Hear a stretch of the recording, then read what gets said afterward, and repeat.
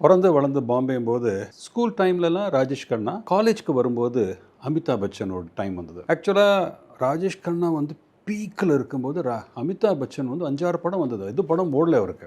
ஆனந்தன் ஒரு படம் 2 பேர் ஆக்ட் பண்ணாங்க. அதில் ராஜேஷ் கண்ணாவுக்கு சூப்பர் ஹிட் பேர், அவருக்கு தான் எல்லா பேர். ஆனால் அமிதாப் ஒரு சின்ன ரெக்கக்னிஷன் வந்ததில்ல. கொஞ்சம் கண்டினியூஷனில் ஒரு 72 அந்த மாதிரி டைமில் 2 பேருக்கு ஒரே டைமில் ஒரு படம் வந்தது. பாவர்ச்சிங்கிற ஒரு படம் ராஜேஷ் கண்ணாவுக்கு வந்தது.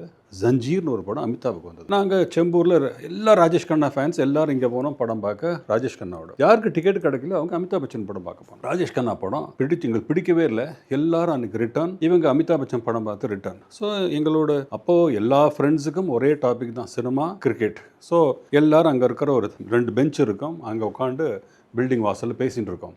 என்னையா படம், ராஜேஷ் கண்ணா படம் திட்டின்னு இருக்கும்போது இந்த குரூப் வந்தது.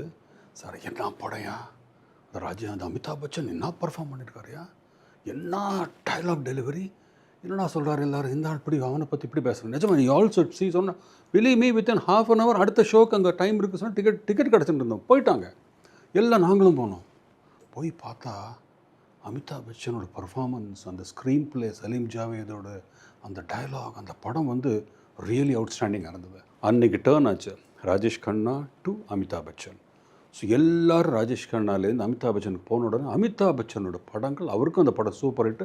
வரிசையாக அதுக்கப்புறம் தீவார், ஷோலே, டான், த்ரிஷூல் படங்களாக வரும். எல்லா படமும் சூப்பர் டூப்பர் ஹிட்டு. நாங்கள்லாம் பைத்தியக்கார ஃபேன்ஸ்.